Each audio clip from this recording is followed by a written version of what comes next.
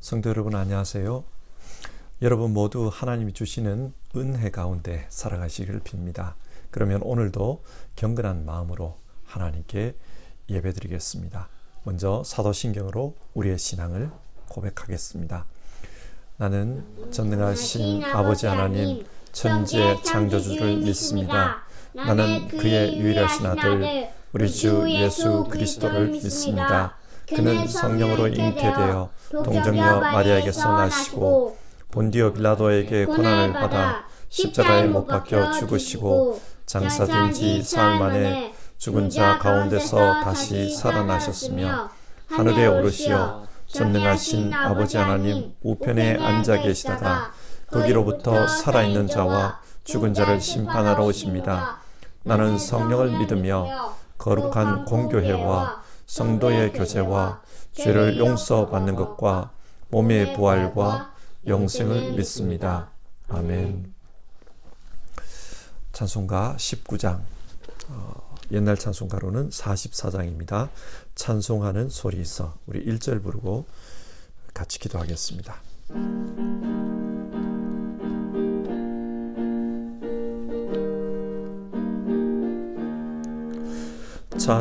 찬송하는 소리 있어 사람 기뻐하도다. 하늘 아버지의 이름 거룩거룩하도다. 세상 사람 찬양하자. 거룩하신 하나님께 할렐루야 할렐루야 할렐루야 아멘. 같이 기도하겠습니다.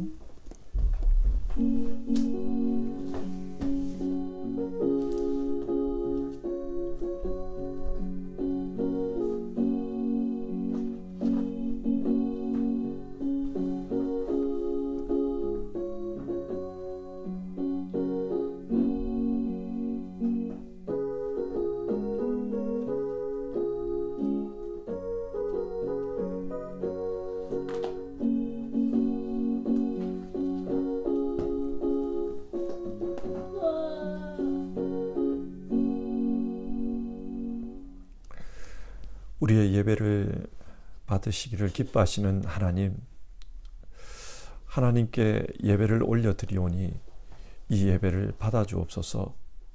그리고 하나님께는 영광이 되기를, 또 우리에게는 기쁨이 되기를 소망합니다.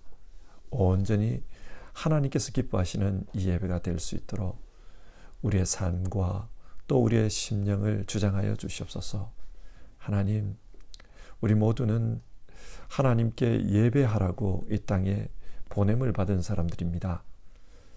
하나님께서 우리에게 주신 사명이 오니 예배하는 이 사명을 잘 감당하는 우리 모두 되게 하옵소서.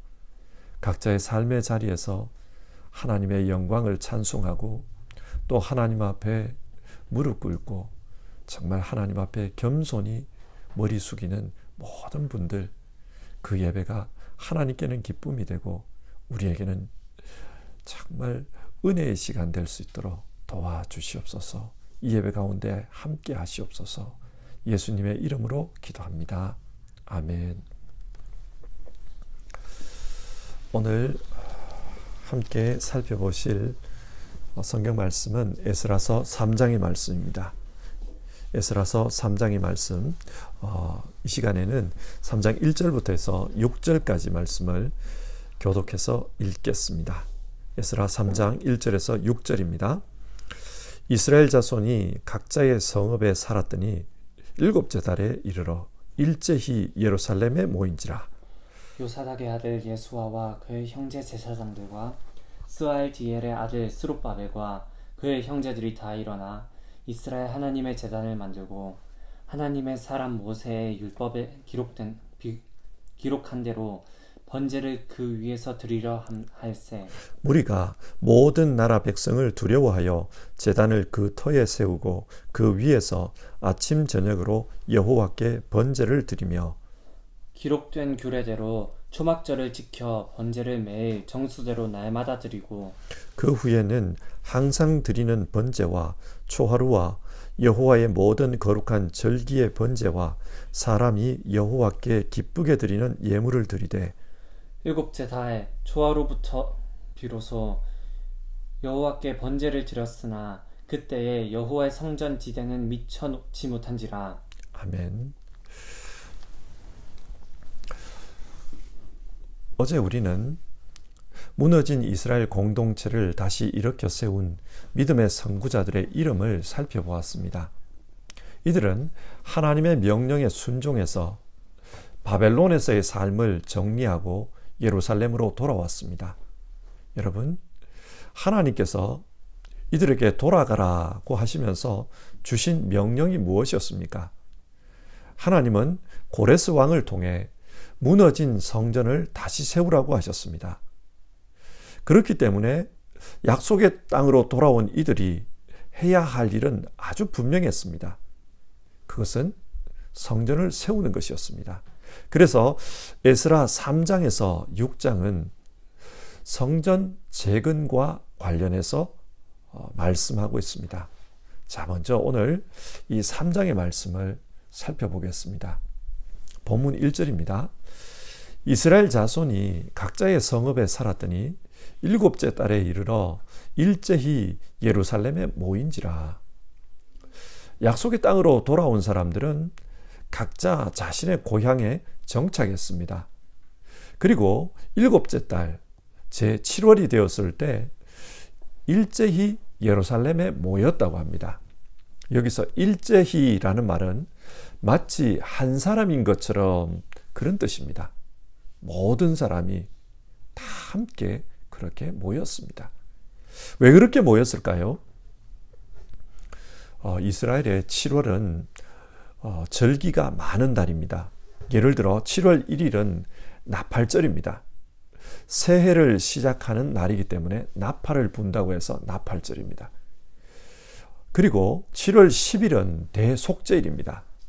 1년에 한 번 하나님의 성소에 들어가 속죄의 피를 뿌리는 날입니다.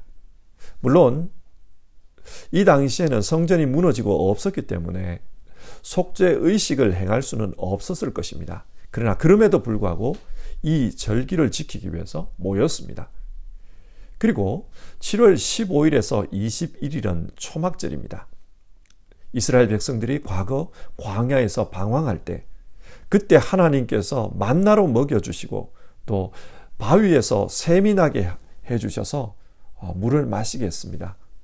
사람들은 그 하나님의 은혜를 기억하며 이 초막절을 지켰습니다.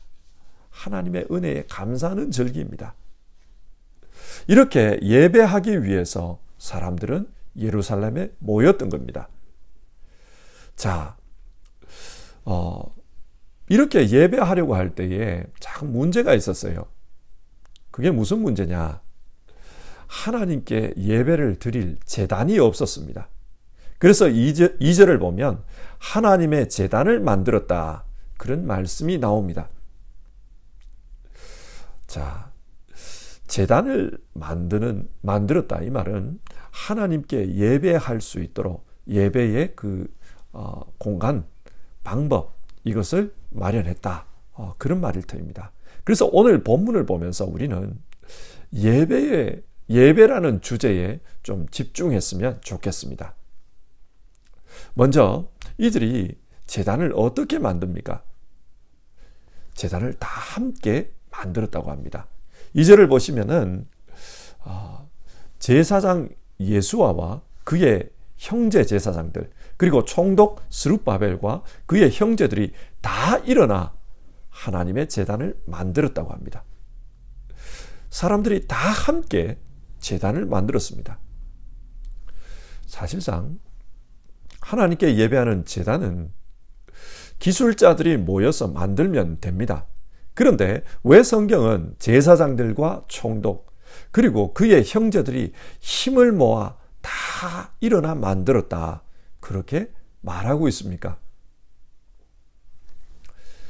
사도 바울은 하나님의 공동체인 교회를 이렇게 비유적으로 표현했습니다.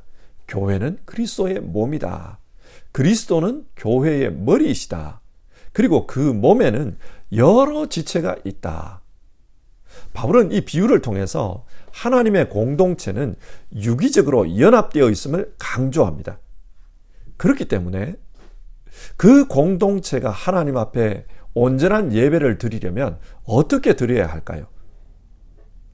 한 마음 한 뜻이 되어서 예수 그리스도를 믿는 믿음 안에서 한 마음 한 뜻이 되어서 예배를 드릴 때 그때 온전한 예배가 됩니다. 그래서 오늘 본문은 하나님께 예배 드리기 위해서 제단을 만드는데 그때 그 제단을 만들 때 다 같이 협력했다. 모든 사람들이 협력했다. 그것을 말합니다. 그리고 이 예배를 드리기 위해서 모일 때 한 몸처럼 그렇게 모였다. 그렇게 말하고 있습니다. 마태복음 5장 23절과 24절에서 예수님은 이렇게 말씀합니다. 네가 제단에 제물을 드리려고 하다가 네 형제나 자매가 네게 어떤 원한을 품고 있다는 생각이 나거든 너는 그 제물을 제단 앞에 놓아두고 먼저 가서 네 형제나 자매와 화해하여라. 그런 다음에 돌아와서 제물을 드려라. 예수님은 이 말씀을 통해서 예배에서 중요한 것이 무엇인지를 교훈해 주셨습니다. 예배에서는 무엇이 중요한가? 화목이라고 합니다. 하나됨이라고 합니다. 하나님이 기뻐하시는 예배는 제물을 드리는 것보다 서로 사랑하는 마음, 그게 중요하다. 그렇게 말씀하셨습니다. 그리고 미가서 6장에 나오는 말씀입니다. 내가 주님 앞에 나아갈 때에 높으신 하나님께 예배 드릴 때에 무엇을 가지고 가야 합니까? 번제물로 바칠 1년 된 송아지를 가지고 가면 됩니까? 수천 마리의 양이나 수만의 강줄기를 채울 올리브 기름을 드리면 주님께서 기뻐하시겠습니까? 너 사람아, 무엇이 착한 일인지를 주님께서 이미 말씀하셨다. 주님께서 너에게 요구하시는 것이 무엇인지도 이미 말씀하셨다. 오로지 공의를 실천하며 인자를 사랑하며 겸손히 내 하나님과 함께 행하는 것이 아니냐. 하나님께서는 1년 된 송아지를 드리는 것보다 수천 마리의 양보다 많은 재물보다 사랑을 실천하는 것, 그것을 원하셨습니다. 인자를 사랑하며. 사람은 다 다릅니다. 같은 사람이 없습니다. 그래서 서로 다르기 때문에 만나면은 힘들고 서로 다르기 때문에 만나면은 부딪히는 일들이 생깁니다. 그러나 서로 다름에도 불구하고 사랑하기 위해서 노력하고 그 사랑 가운데서 하나님 앞에 예배하려고 하는 것, 하나님은 그것을 기뻐하신다. 수많은 양이나 수많은 올리브 기름보다도 하나님은 그 사랑하려고 하는 마음, 그것을 기뻐하신다. 성경 그렇게 말씀합니다. 어떻게 예배해야 하는가? 하나님이 기뻐하시는 예배는 사랑으로 함께 드리는 예배, 그 예배를 기뻐하십니다. 두 번째로 어떻게 예배해야 합니까? 오늘 본문을 보다 보면 잘 이해되지 않는 부분이 있어요. 3절입니다. 무리가 모든 나라 백성을 두려워하여 제단을 그 터에 세우고, 이 부분을 좀 쉽게 번역해 보면 그 땅의 민족들을 두려워하면서도 제단을 세우고, 그런 뜻입니다. 여기서 그 땅의 민족이 누구를 가리키는가? 유대인들이 바벨론 포로로 잡혀갈 때 그때 붙잡혀가지 않은 유대인들도 있었습니다. 그들은 남아서 그 땅에 산 거죠. 그리고 그 땅에 사람이 별로 없다 보니까 이방에서 유대 땅으로 이주해 온 사람들이 있었습니다. 아마 그 땅의 민족들은 남아 있었던 유대인들, 그리고 이주해 온 이방인들, 그들을 가리키는 것 같습니다. 이들은 자기들 나름대로 예루살렘에서 하나님께 제사를 드렸던 것 같아요. 왜냐하면 이 예루살렘은 하나님의 성이기 때문입니다. 그래서 그곳에서 하나님께 예배를 드렸습니다. 그런데 포로에서 돌아온 유대인들이 보니까 이 사람들이 드리는 예배는 하나님의 말씀에 맞지 않는 그런 방식으로 드리는 예배였습니다. 그래서 두려웠다는 거예요. 이렇게 자기들 마음대로 예배를 드리면 하나님이 진노하시지 않겠나. 그래서 두려웠다는 겁니다. 그렇기 때문에 다시금 제단을 쌓고 하나님의 말씀대로 온전하게 예배를 드렸다. 2절 하반절인데요. 하나님의 사람 모세의 율법에 기록된 대로 번제를 그 위에서 드리려 할세. 하나님의 말씀에 기록된 대로 예배하려고 했다. 성경 그것을 말합니다. 자, 어떻게 예배해야 합니까? 예배는 하나님께 드리는 겁니다. 따라서 예배 드리는 우리의 입장에서 정성스럽게 준비해서 드리는 것도 중요하지만 더 중요한 것은 예배를 받는 하나님께서 기뻐하시는 그런 예배를 드리는 것입니다. 여러분, 예배가 무엇입니까? 독일어로 예배를 고테스딘스트라고 합니다. 딘스트, 섬기는 일, 서비스입니다. 예배는 하나님을 섬기는 것, 하나님께 서비스하는 것입니다. 우리 교회 어르신들 중에 간호사로 일하신 분들이 참 많습니다. 간호사는 환자들을 섬기는 자들입니다.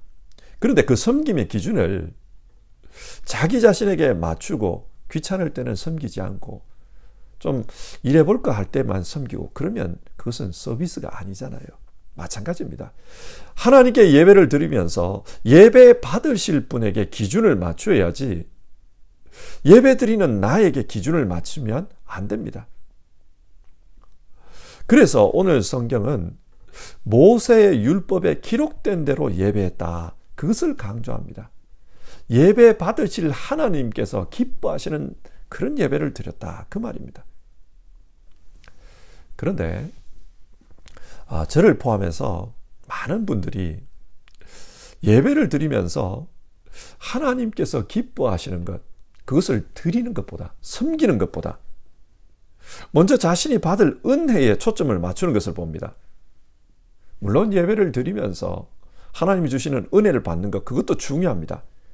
그러나 예배자의 자세라는 측면에서 생각해 보면 예배는 하나님께 서비스하는 것입니다. 내가 받을 것을 먼저 생각해서는 안 됩니다. 따라서 하나님께 어떻게 예배해야 하나님이 기뻐하실까? 우리는 늘 그것을 생각해야 합니다. 그래서 오늘 성경은 하나님의 말씀대로, 하나님의 규례대로 예배해야 된다. 그것을 이야기합니다. 세 번째로 오늘 본문은 성전에 대해 말씀합니다. 성전은 하나님께 예배하는 집입니다. 근데 예배를 드리면서도 그 예배하는 집이 없었어요. 그래서 7절 이하를 보면 포로에서 돌아온 사람들이 성전 건축을 준비합니다. 7절을 보면 성전을 건축하기 위해 먼저 건축 자재를 준비했다. 두로로부터 백양목을 가져왔죠. 또 성전 건축 기술자들을 초청했다는 이야기도 나옵니다. 그리고 10절과 11절을 보면 성전 지대, 즉 성전 기초공사를 했다. 그것이 기록되어 있습니다. 이렇게 하기까지는 준비 시간이 꽤 많이 걸렸던 것 같아요. 그래서 8절을 보면 이미 이스라엘 땅에 돌아온 지 2년이 지났다. 그런 말이 나와요. 2년 동안 준비를 한 겁니다. 근데 여러분, 이분들 상황을 한번 생각해 봅시다. 얼마나 힘들었겠습니까? 포로에서 돌아온 지 얼마 되지 않았어요. 경제적으로 굉장히 힘들었을 것입니다. 살 집도 먹고 살기 위해서 밭도 일구어야 되고 경제적인 터전도 일구어야 됩니다. 이런 준비하기도 바빴을 거예요. 그러나 그럼에도 불구하고 이들은 하나님의 집을 짓기 위해서 애를 쓰고 있습니다. 왜냐하면 그것이 하나님의 집을 지어라. 그것이 하나님께서 자신들에게 명령한 바였기 때문입니다. 이것이 너희 사명이다. 자신들에게 주신 명령이었기 때문입니다. 이스라엘 사람들에게 성전은 건축물 그 이상의 의미를 가지고 있습니다. 성전이 있기 전에 이스라엘에는 성막이 있었습니다. 하나님께서 왜 성막을 만드셨습니까? 하나님은 이스라엘 백성들과 언약을 맺고 그들과 분트가 되었습니다. 이제 분트가 되었기 때문에 내가 너희와 항상 함께 있겠다. 이 임마누엘의 메시지, 이것을 주십니다. 그리고 그들과 함께 하신다는 것을 가시적으로 보여주기 위해서 자기 백성의 진영 한가운데에 성막을 세우게 했습니다. 그 성막을 보면서 하나님이 우리와 함께 계신다. 그것을 생각하게 한 겁니다. 그러니까 성막은, 하나님의 집은 임마누엘, 하나님이 우리와 함께 하신다. 그 임마누엘의 상징입니다. 따라서 하나님의 성전을 짓겠다는 것은 우리와 함께 하시는 그 하나님과 이 집에서 예배하며 동행하겠다. 그런 의미입니다. 만약에 하나님과 동행하며 살겠다는 그런 마음 없이 건물만 세운다면 이것은 의미 없는 행동입니다. 예수님 당시 예루살렘에는 헤롯 대왕이 지은 화려한 성전이 있었습니다. 그 성전은 예수님 당시까지 40년 넘게 걸려서 그렇게 지었던 집입니다. 예수님은 그 화려한 성전을 보면서 사람들에게 이것을 허물라, 그리하면 내가 사흘 만에 일으키리라, 그렇게 말씀하셨습니다. 무슨 의미입니까? 하나님과 동행하려는 그런 마음 없으면 그 화려한 집도 이것을 허물라. 그게 주님이 주신 응답입니다. 포로에서 돌아온 사람들이 꿈꾸는 삶은 하나님이 우리와 함께 하시는 것, 그 임마누엘, 그것을 예배를 통해서, 성전에서 예배를 통해서 누리겠다는 것입니다. 임마누엘에 대한 소망이었습니다. 그 소망이 있었기 때문에 성전 기초공사가 끝났을 때 사람들이 어떤 반응을 보입니까? 10절과 11절을 보면 하나님을 찬송합니다. 주는 지극히 선하심으로 그의 인자하심이 이스라엘에게 영원하시도다. 너무나도 감격해서 하나님께 찬양을 올려드립니다. 그런데 그들 중에 어떤 사람은 대성통곡했다고 합니다. 왜 그렇습니까? 솔로몬 성전과 비교해 볼 때 이 성전의 기초가 너무 초라했기 때문입니다. 그러나 많은 사람들은 기뻐하면서 함성을 질렀습니다. 우리가 바벨론에서 포로 생활할 때는 이렇게 돌아와서 하나님 성전을 짓고 임마누엘, 하나님과 동행할 줄은 몰랐다. 그런데 하나님께서 은혜를 베풀어 주셔서 우리가 하나님과 동행하는 집, 임마누엘의 성전을 짓게 되었다. 그것을 감격해서 기뻐하는 겁니다. 자, 오늘 말씀을 정리해 보겠습니다. 하나님은 이스라엘 백성에게 고향으로 돌아가서 하나님의 성전을 지으라고 했습니다. 성전은 하나님께서 자기 백성과 함께하는 집입니다. 그리고 그 집에서 자기 백성이 드리는 예배를 받으십니다. 그래서 오늘 포로에서 돌아온 이스라엘 백성들이 제일 먼저 한 행동이 뭔가? 7월 달에 모여서 하나님께 예배한 것입니다. 어떻게 예배했습니까? 먼저는 함께 예배했습니다. 서로 다른 사람들이 함께 모여 예배하는 것이 쉽지 않았을 것입니다. 그러나 하나님의 공동체는 하나님의 지체들이 함께 모여서 함께 연합할 때 그때 완전해짐으로 함께 모여서 화목하고 사랑함으로 그렇게 예배했다는 겁니다. 또 어떻게 예배했는가? 그들은 하나님의 규례대로 예배했습니다. 예배는 고테스틴스트, 하나님을 섬기는 것입니다. 그래서 섬김을 받으실 하나님께서 정해주신 방법, 그 방법대로 예배했다는 겁니다. 그리고 이스라엘 백성들은 하나님께 예배하는 집, 성전을 짓기 시작합니다. 이 성전은 임마누엘 하나님을 상징하는 곳입니다. 따라서 하나님과 임마누엘, 그 임마누엘 하나님과 이제 동행하겠다, 함께 살겠다, 그 마음이 중요합니다. 그 마음 없이 예배하면 이 전을 허물라, 내가 삶 안에 일으키리라 허물어져야 할 돌집에 불과합니다. 성도 여러분, 우리도 하나님께 예배할 때 이런 마음으로 예배했으면 좋겠습니다. 우리 모두는 하나님의 성전으로서 지체이다. 그러므로 각 지체가 연합해서 함께 예배하는 것이 중요하다. 그러기 위해서는 사랑하고 화목해야 된다. 화목함으로 예배하자. 또 예배는 하나님께 고테스틴스트, 하나님께 드리는 것이다. 따라서 하나님의 규례대로 예배하자. 또 예배는 임마누엘 하나님과 동행하려고 하는 행위다. 그러므로 기뻐하며 동행하고자 하는 소망을 가지고 예배하자. 하나님과 동행한다는 것은 좀 더 구체적으로 하나님과 분트가 돼서 사는 것을 의미합니다. 성도 여러분, 우리도 이렇게 하나님을 예배하는 예배자가 되었으면 좋겠습니다. 우리 찬송가 430장 같이 부르고 기도하는 시간 가지겠습니다. 430장 옛날 찬송가로는 456장입니다. 주와 같이 길 가는 것 1절 부르고 기도하겠습니다.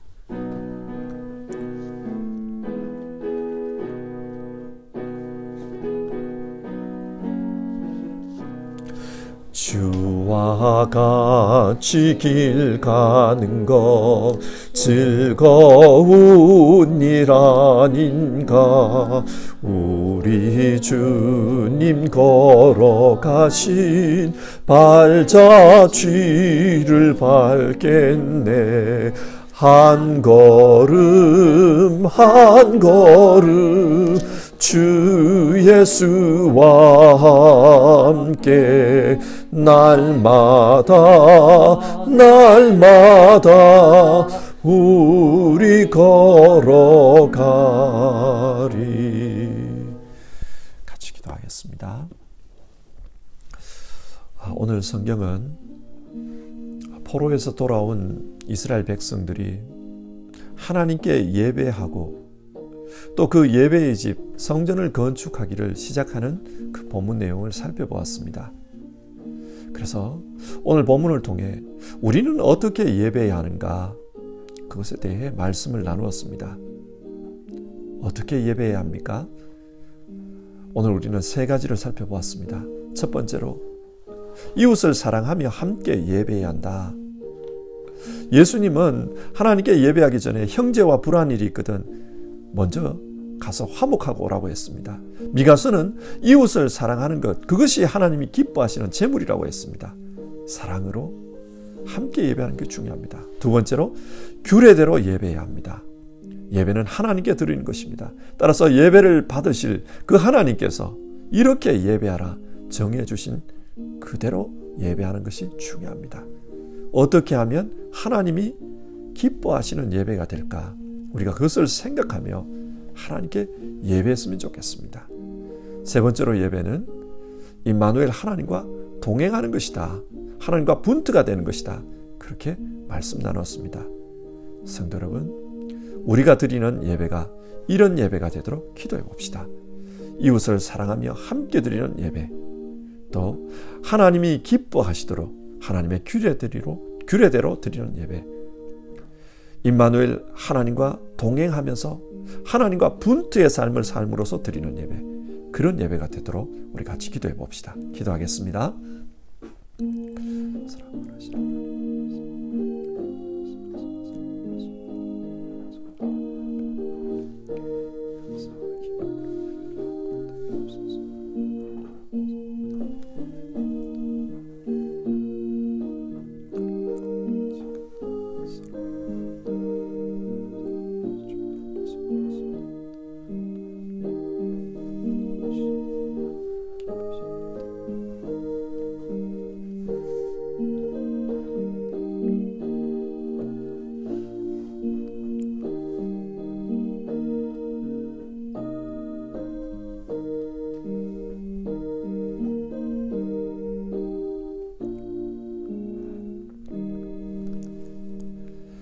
사랑이 많으신 하나님, 오늘 말씀을 통해서 어떻게 예배해야 하는가, 그렇게 우리가 말씀을 살펴보았습니다.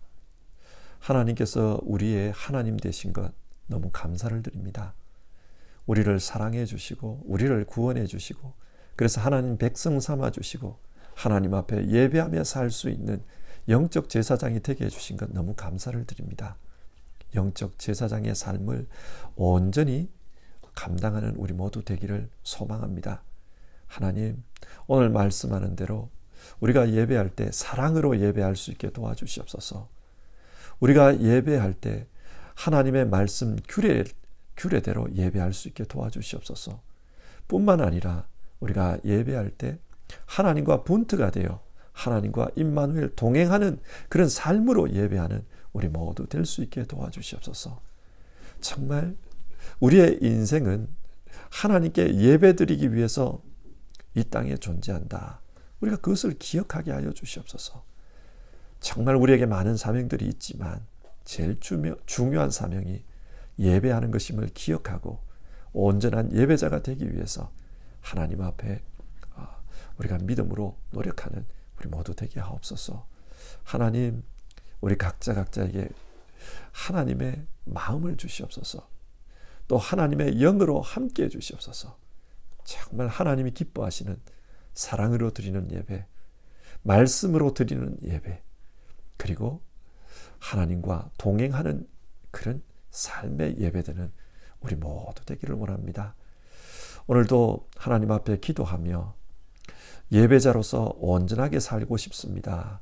그렇게 간구하는 우리 모든 성도님들, 그 삶을 축복해 주셔서 성공한 예배자들, 온전한 예배자들, 하나님이 기뻐하시는 예배자들 다 되게 하여 주시옵소서. 그리고 그 예배를 통해 하나님이 주시는 신령한 복들을 경험하는 우리 성도님들 다 되게 하옵소서. 어려운 시기입니다. 그 심령에 평강을 주시옵소서. 그 영혼에 하나님의 지혜를 허락해 주시옵소서.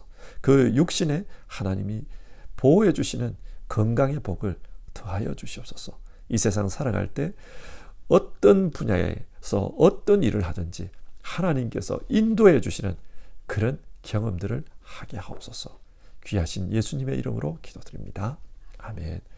하늘에 계신 우리 아버지, 아버지의 이름을 거룩하게 하시며 아버지의 나라가 오게 하시며 아버지의 뜻이 하늘에서와 같이 땅에서도 이루어지게 하소서.